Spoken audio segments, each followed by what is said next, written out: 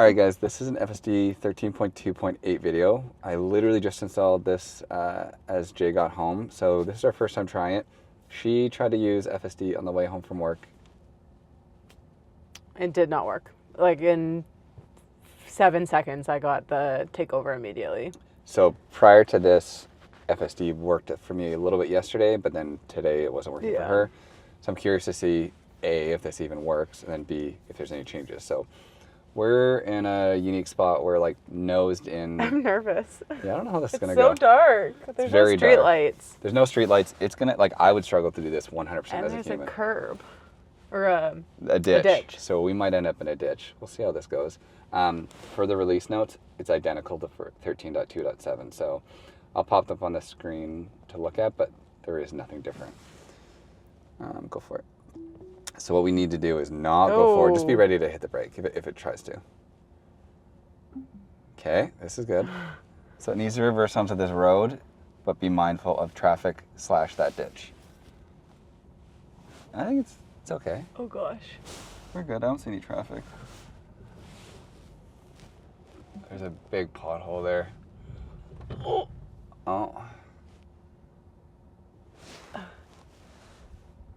Object in path.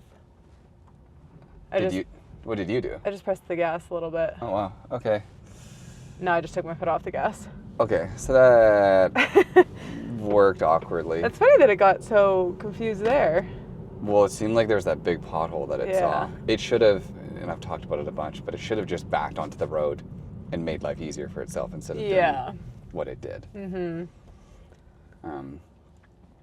I hope that this video doesn't exist and that FSD fails, because otherwise I don't think service will take it tomorrow. But so they would just chalk it up to the fact that version didn't work. Mm-hmm.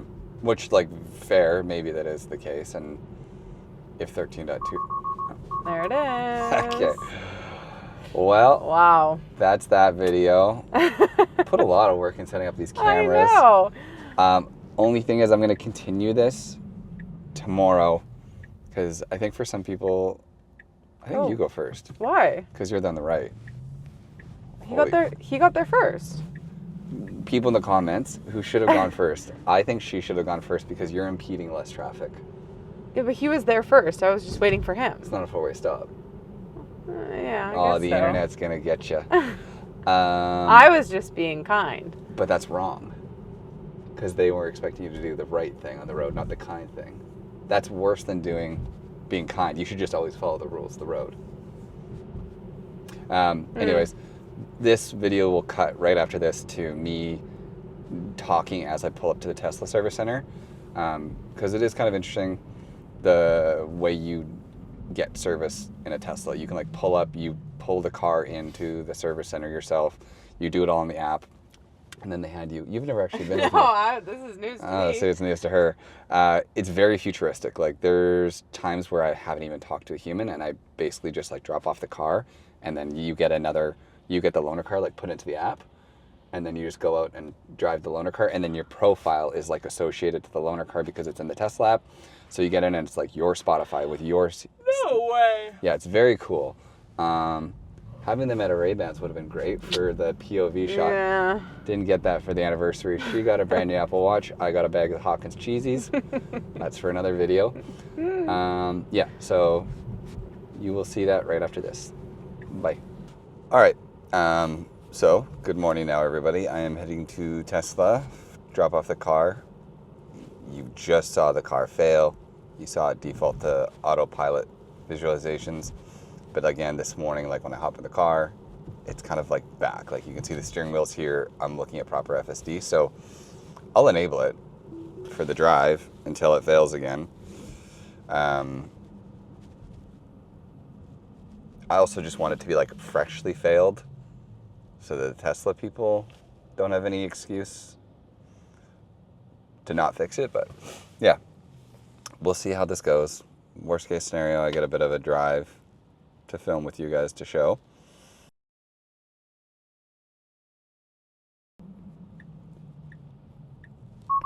There you go. So lasted about 20 seconds. And I just kind of like tested it because Jay asked me when it failed, don't you have to hit brake to take over? And I wasn't actually sure what the exact like criteria was to take back over. Because usually when it happens, there's traffic around you and things are happening fast.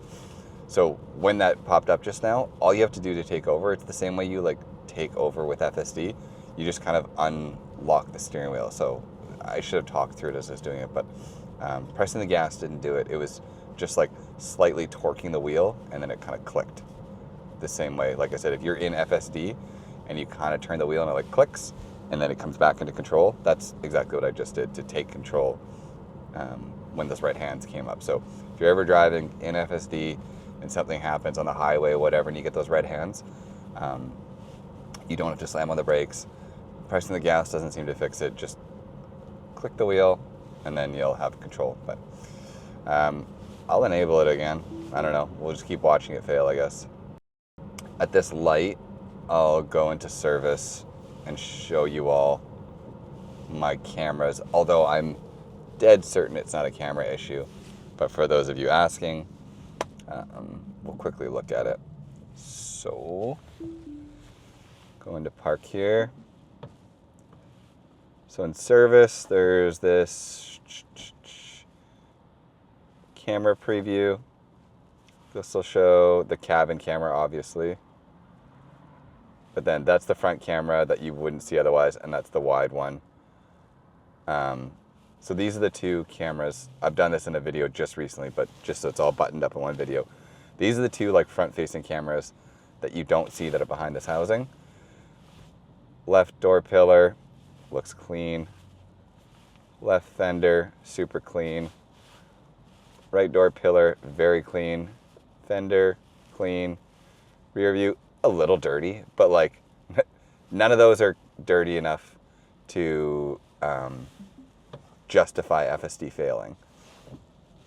And also FSD, when it's failing, is not... If it was a camera issue, you wouldn't lose all the visualizations and everything. That's what really makes me think that it's more than that, so. It was very small, but the car did try to pre-roll there, which I don't like. But we did start like slowly moving. That's the same red light that the car in an earlier version of 13.2.2, it tried to like fully run the red light, and I had to stop it, but I wasn't recording for an actual video. Just there, while the light was still red, it rolled for like 2 feet, and then the light turned green. People on X try to defend that and say that the car is being like subhuman or superhuman and knows enough to go because it knows the light's going to change. I think that's insanity, and I don't think the car should ever do that, especially when the end result for me has been the cars tried to enter an intersection on a red light before. So I am going to have my phone in my right hand on video, full screen. This is just me recording this screen, hoping that FSD fails, and then I just have like an easy image of it failing to give to the guy at service. So technically I'm using my phone. That is illegal, but I'm genuinely just holding it.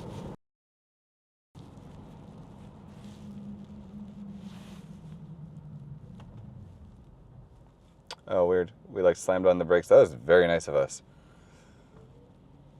That girl was wanting to get through to turn left, and yeah, we stopped aggressively to give room for her to go by, which was really nice.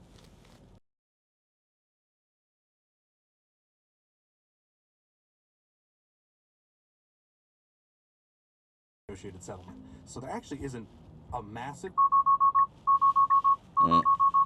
There you go. The Biden administration Broken again. said no deal with you. Okay, so I'll probably just manually drive until I get to Tesla, and I will check back with you guys as I'm pulling in to kind of show you as much as I can of the service center, how it goes at Tesla. Okay, so pulling into Tesla here. So the way it works, I have my service appointment, and you generally just kind of pull up, and these gates usually will just open for you.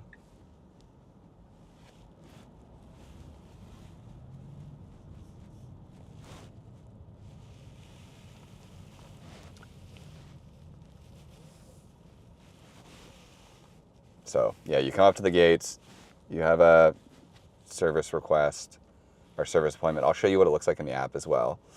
And you just pull in here, you get out of the car, they have access to your car, you'll go over and maybe say hi to the person for a second. And then for me, I'm assuming I'm gonna get a loaner. I'll show you that in 2 minutes, what that looks like too. So yeah, GoPro, stop recording. I forgot that this pops up on the thing. So when you're in service, you also see all this. So it tells you kind of everything you're supposed to do. Opening the Tesla app, how to stay updated, reviewing it all. But it's cool because like your car knows that you're at service, so it's now kind of like in a service mode. Yeah, it's kind of neat though. And then actually once you get to Tesla in the app, it gives you the drop off vehicle today kind of notification. You may not need to do this, but I do. You just go begin drop off, confirm it, and that kind of tells them that it's there. That would maybe be if it's busy and you didn't have a service person standing in front of you watching you drop it off. And then you get the loaner agreement for the car. If you get a loaner car, you just accept it. Pretty easy stuff. And then once you get the loaner car, you can go out and you just pair it to your phone. So I just selected in the top there, hit pair, it searches, it gets added. So this is kind of the process to like set up the new car when you get it given to you. Okay, so I'm in a loaner car now. I kind of tried to screen record as much as I could, and I'll talk over as much as I could, but basically you go in, you park. Normally I think for an easier issue I would have just been able to leave right away, but he was quite interested in like how exactly the car was braking and what was happening. So I spent a lot of time, actually showed on my YouTube channel because he asked. So shout out to the Tesla guy if he's watching my YouTube channel. He's a very nice person. Yeah, so now the car is in my app, like in my actual Tesla app where my car is. I now have, I don't know how to like show this properly, but there's now two. Like I see my car and the loaner car, which is cool. Sounds like I'm gonna have this for quite a while, unfortunately. So, but it's nice that it just feels like normally you have a loaner car, you have like this big bulky set of keys or whatever, but this feels like my car. It's in the app, and then as well, like here under easy entry, why no? Usually, am I wrong? Okay, well, usually in here, when I've gotten the car, my name is here, and then it's my settings. Doesn't seem to be happening, but whatever. Interesting. Yeah, so let's see how this goes. I'm gonna do grab a McDonald's coffee, of course. And start. I don't even know if this car is FSD. Let's see. What do we got? We got software. So we're on version 12.6.3. This is actually sort of interesting, because it sounds like I'm gonna have this car for almost a week. We'll get to compare version 12 to version 13. I'm both unhappy and happy about that. I mean, it is what it is. So yeah, we're in version 12. That's cool. I haven't spent much time on it. God, I don't even know how to drive this car. Does it not auto shift? Dynamics. Okay, auto shift, I guess doesn't exist because there's a shifter. Weird. Okay, sorry about that. So now we will leave and see how FSD functions. Crazy, I really don't use... I haven't spent much time in old Model 3s, so a lot of this is very different for me.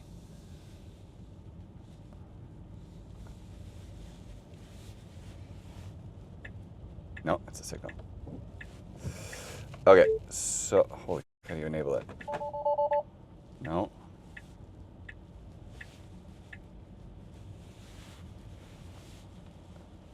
I would enable FSD right now, but it's actually not like giving me the option. So as soon as I get it,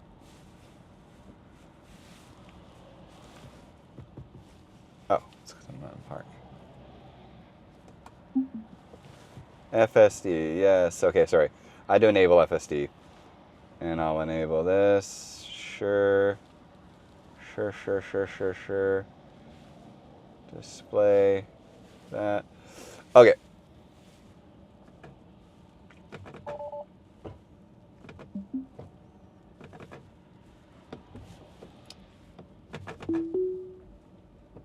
Okay, so we are enabled. I wouldn't go. Okay, fine. So let's see. This is exactly where FSD messed up for me yesterday. Interesting. So version 12 did what version 13 didn't do. Version 13, if you saw my video that I just posted this morning, version 13 hung out in that left lane rather than hung out in the like actual driving lane rather than using the left turn lane. And version 12 just now actually used the turn lane, got off the highway, and then we turned left. So strange.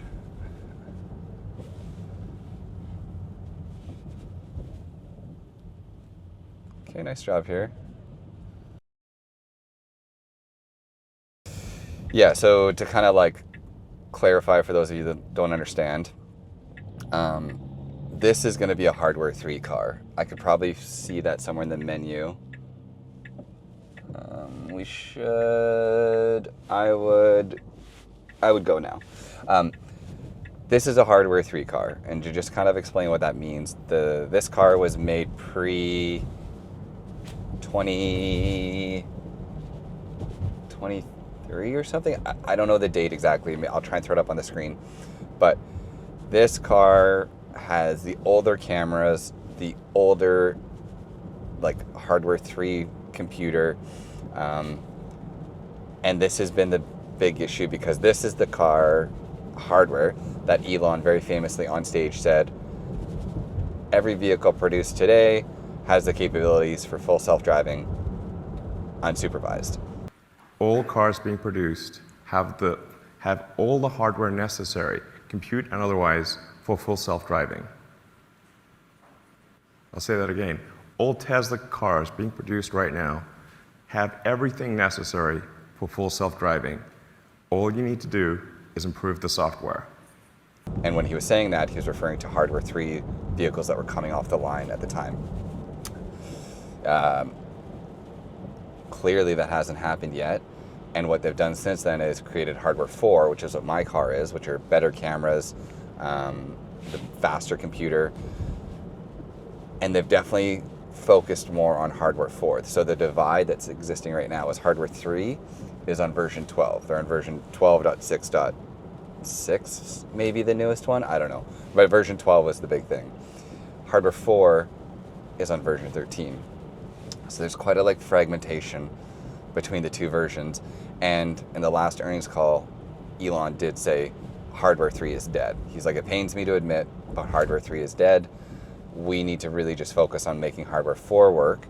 And then what they'll do is for anybody that's actually purchased full self-driving and owns a hardware 3 computer, they'll have to bear the costs of upgrading that car's computer and cameras to get it to a point where it can full self-drive. So there's a lot of hardware 3 owners that are a bit like bitter about that because they bought their car under the guise that their vehicle be a self-driving car. And now Tesla's kind of walking back on that, saying like, we don't think it's going to be possible. My whole stance on it is like, the future is messy, and what they're doing, like achieving full self-driving, is not something that's been done before. They're not following a roadmap. They're doing the best they can, absolutely, working as hard as they can, doing what they can. They've probably made mistakes along the way, omitting cameras and doing things that they should have just done in the first place. But ultimately, like, progress is going to leave other people behind. So maybe they could have focused on hardware 3 forever and never made hardware 4. But at what cost? Like, I'm glad that they've made hardware 4, and I'm glad that they've kind of like pulled back on support for hardware 3. That said, hardware 3 is literally getting updates. Like I think they're getting them at the same time as hardware 4. But yeah, I mean, if you own a hardware 3 vehicle and you've purchased FSD, you're fine. Like, Tesla says that they will at some point, who knows when, but they will update your hardware, no cost. If you've purchased a hardware 3 car and you haven't, and you didn't buy FSD, then you don't really have anything to be mad about, because your car is your car is your car. Your car's doing what it's supposed to, which is a car. The thing that it can't do is self-drive, but you haven't paid for it, so they don't really owe you anything with that respect. Yeah. So anyways, this is a hardware 3 car. I haven't spent much time in it, and people complain about it a lot because it's worse. To be honest, right now it feels very similar to hardware 4. Like, I wouldn't, other than the fact that I couldn't start the FSD from drive, I had to actually like press the stalks. This experience has been basically identical to me. I don't know. We'll see. Like, I know there are differences, and so I'm not trying to say that hardware 3 and 4 are equal, but for now, I feel roughly the same.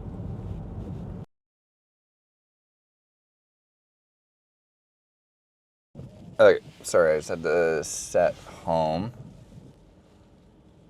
Holy, this guy's driving with no headlights. It really shows you how hard it is to see a vehicle with no headlights, because I thought they were parked. Okay, so let's see if this car can drive us home intervention free.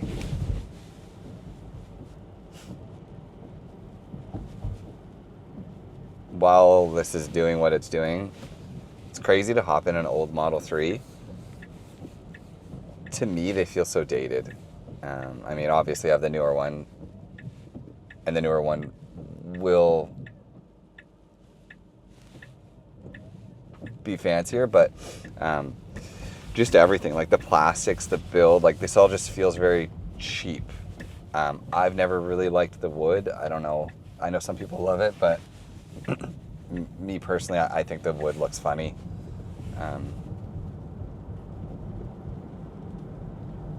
And I might, like, am I crazy? Like, is the bezel larger on this screen too?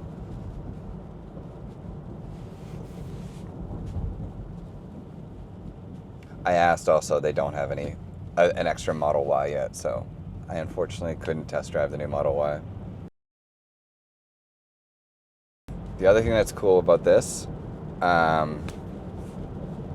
for the length, if I'm wrong, I'm sorry, but I think for the time that I have this car, you have free SuperCharging because it's Tesla's car. So for, like, I mean, I always just charge at home, and charging is so cheap here, but technically I get a free week of gas or whatever it is while I have this car.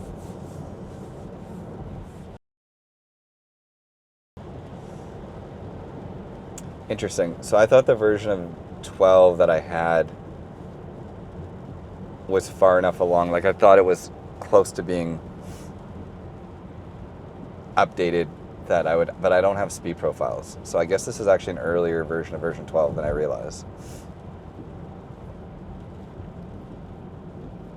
Because I think like 2 versions ago in version 12, they added, like up in the top here, you would see standard, similar to how version 13 has.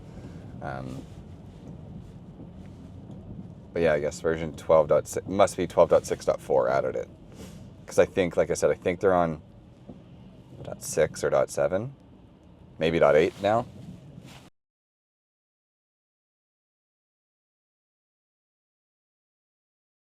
And then, yeah, okay, so under software in the settings, if you're ever wondering what you have, under software, under your car, blah, blah, blah, autopilot computer, full self-driving computer 3. So that tells you you have a hardware 3 car. If you had hardware 4, it would say it there. And then I don't know, like for those of you with like hardware 2 and 2.5, what it says, but. And then as well, there's like a big divide between the Ryzen chip and the Intel chip. This is kind of like the thing that powers the computer in here. This is where you can see if you have Ryzen or AMD. No, or AMD is Ryzen. It's Ryzen or I think it's Intel. Yeah.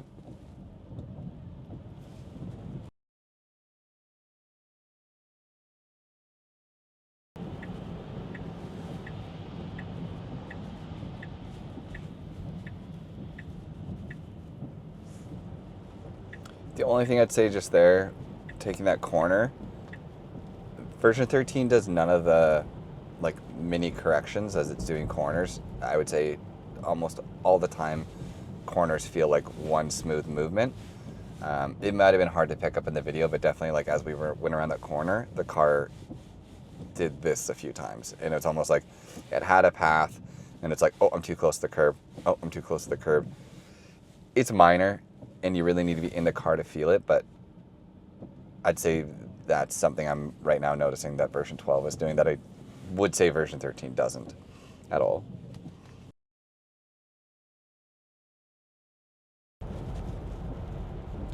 Okay, so we'll turn left up here and then I'll end the video because I'm almost home. I'd say overall, version 12 seems really good. I'll definitely spend more time with it. We shouldn't go.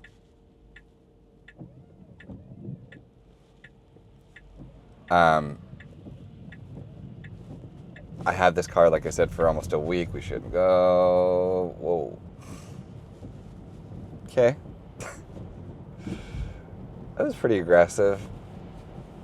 Arguably illegal? I don't know. Let me know in the comments if that's something you would do or would you just wait for that driver to back in.